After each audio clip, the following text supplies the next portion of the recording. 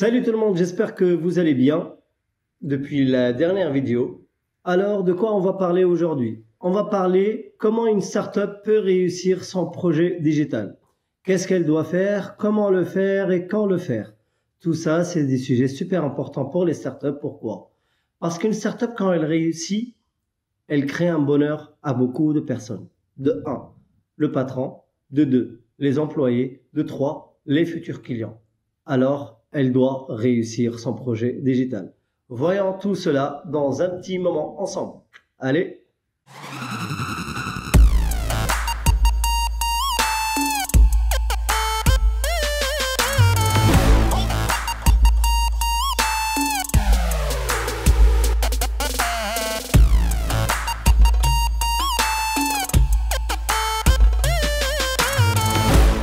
Alors, la réussite d'une startup, le projet digital d'une startup, comment il doit réussir. Avant de créer une startup, on sait bien qu'on doit faire une étude de marché.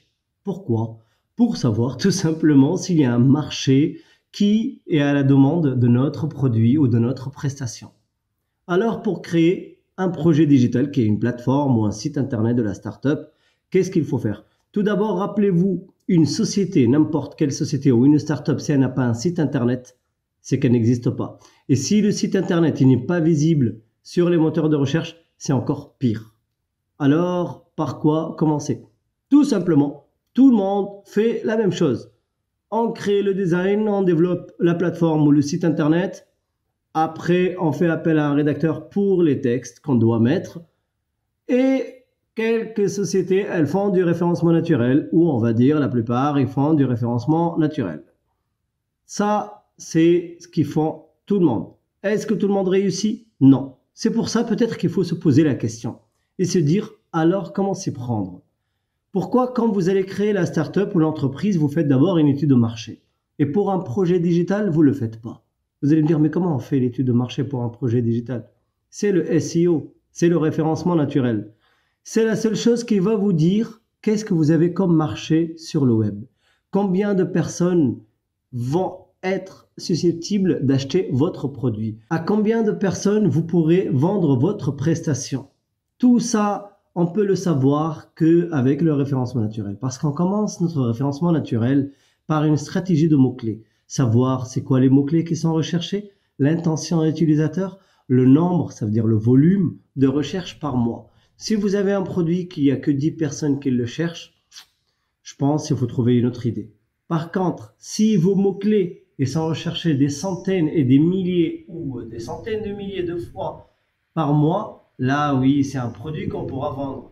Ok, on a préparé la stratégie de mots-clés. Qu'est-ce qu'il faut faire? D'abord, pour une société comme la vôtre, qu'elle n'a pas de référencement ou qu'elle vient de se lancer, il faut faire la faisabilité. Ça veut dire voir c'est quoi les mots-clés qu'on pourra se positionner dessus. Pourquoi faire du référencement quand je peux faire du référencement payant? C'est-à-dire pourquoi faire du SEO, du référencement naturel, que je peux payer Google et il me met à la première page de Google. C'est vrai, c'est bien. Vous payez, vous existez. La question que je vous pose, dès que vous arrêtez de payer, qu'est-ce qui se passe? Vous n'existez plus. Le référencement naturel alors, comment ça se passe? Vous existerez toujours. Pourquoi? C'est quoi la différence entre les deux? Le référencement payant, c'est payant. Vous payez, vous êtes là. Vous ne payez pas, vous n'êtes plus. Le référencement naturel, c'est quoi? C'est un travail, c'est des méthodes, des techniques à mettre en place pour avoir une visibilité sur les moteurs de recherche. Mais contrairement au référencement payant, le référencement naturel, il est naturel. Ça durera tout le temps. C'est pas à un moment où vous ne payez pas, vous n'existez plus. Non, vous existerez tous les jours. Ok, il faut certes travailler bien pour être toujours à la première, deuxième, troisième position. Là, vous allez me dire, oh, t'es très exigeant. Non, c'est pas vrai. Il y a un proverbe qui dit, si tu as quelque chose à cacher, mets-la sur la deuxième page de Google. Pourquoi? Parce que personne n'y va. Toi, moi, on va jamais là-dessus. On s'arrête le maximum à la 5e position. C'est-à-dire dans la première page de moteur de recherche, on ne dépasse jamais les 5 premiers résultats. Même à notre époque, les 3 premiers résultats, on a déjà trouvé ce qu'on cherchait. Soit on achète, soit on est informé. On a dit il faut faire la stratégie de mots-clés, la faisabilité. Pourquoi nous devons commencer par le référencement naturel et on ne crée pas d'abord le site, le design, etc. Parce que tout simplement, quand vous allez créer et mettre en place votre stratégie de référencement naturel, vous allez voir et connaître le potentiel de votre produit et de votre marché. Okay? Combien de personnes vont acheter cela? Quand cette stratégie elle est mise en place, on fait appel au rédacteur. Tout simplement, il va rédiger les futurs textes de votre plateforme ou de votre site internet. Il va utiliser par exemple WP Write-up pour optimiser les rédactions à 100% pour les moteurs de recherche. Quand le référencement il est prêt, quand les rédactions elles sont prêtes, alors le graphiste ou l'ingénieur UX avant, ils vont se régaler, ils vont kiffer. Pourquoi? Commençons par l'ingénieur UX, c'est pour l'expérience utilisateur. C'est celui qui va dessiner une sorte de schéma de vos pages pour qu'elle convertit le maximum possible des visiteurs en acheteurs potentiels. Ok? Jusqu'à là, c'est simple. Alors, comme vous venez de le comprendre, l'ingénieur UX, il va tout faire pour que vos futurs visiteurs achètent chez vous. Il va mettre en place beaucoup de techniques. Il y a même des stratégies psychologiques sur votre futur design pour qu'il soit UX, ça veut dire la meilleure expérience utilisateur, qu'il soit simple à utiliser, à comprendre et qui va faire de sorte que votre futur acheteur il soit guidé directement et indirectement à cliquer sur le bouton acheter ou s'abonner, etc. Après l'ingénieur UX, il y a le graphiste, celui qui a de la créativité, celui qui veut imaginer. La première question d'un graphiste, quand il vous la posera, c'est de quoi ça parle votre produit, votre site internet, votre prestation, pour qu'il puisse imaginer et relâcher tout l'art qu'il y a en lui.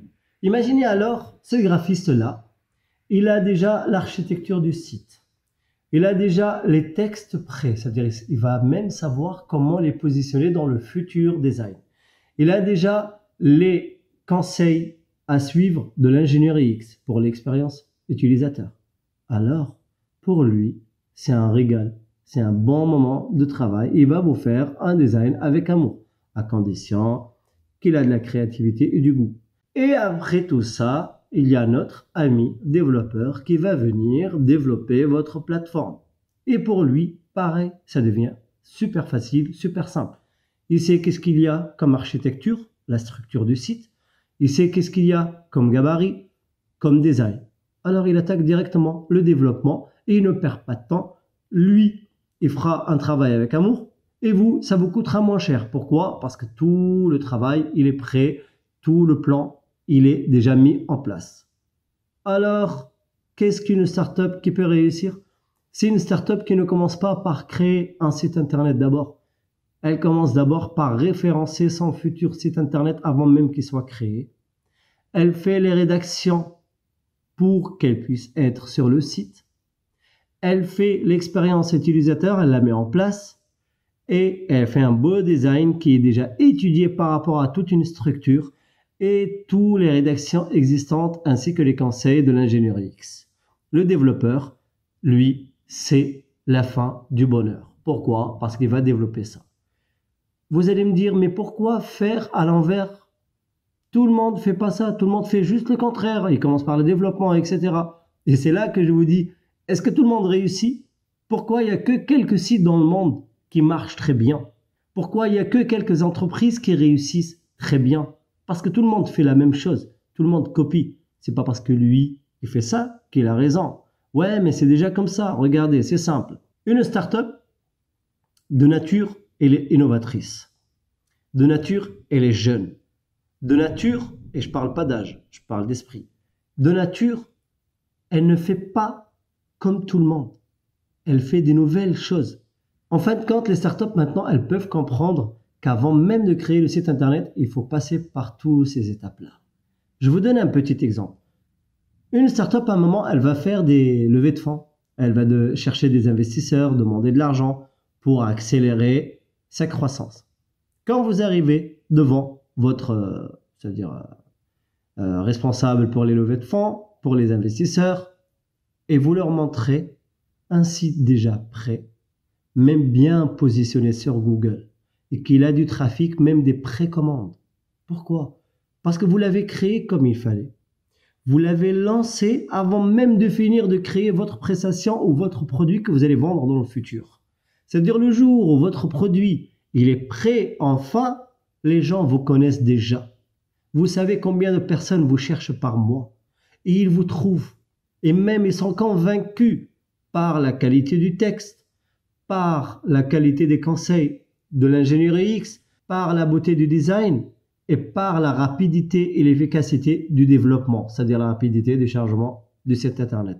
Alors, ils vont même précommander votre produit avant même sa sortie. Et c'est là que vous pouvez dire à vos investisseurs, à votre responsable pour la levée de fonds, imaginez, sans argent, on a réussi à faire ça. On a même des préventes, on a tant de visites par mois. Alors, si on est accéléré avec de l'argent, qu'est-ce qu'on peut faire? On peut faire que mieux. Voilà, c'est un petit sujet qui est très grand et très important pour la réussite de toute startup.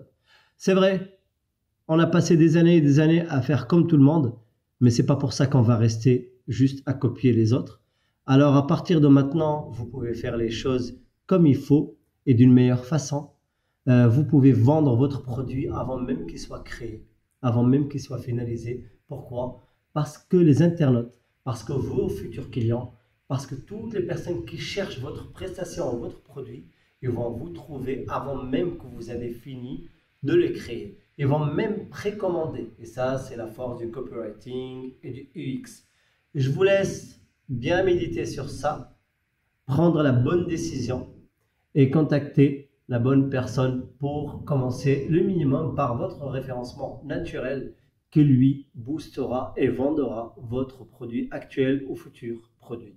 Et là, vous allez me dire, et si mon site internet il est existant déjà, qu'est-ce qu'on va faire? Je vous dirai avec amour, dans la prochaine vidéo, on va voir tout ça ensemble. Je vous souhaite une agréable journée ou une agréable soirée. Je vous invite à s'abonner à la page, de faire un petit like. C'est gratuit, c'est sympathique. De partager cela, ça pourra aider quelqu'un d'autre. Alors, je vous souhaite une agréable journée et une agréable soirée. À la prochaine vidéo. Et je vous fais un bise, un petit like, un petit partage. Et à très bientôt. Salut, ciao.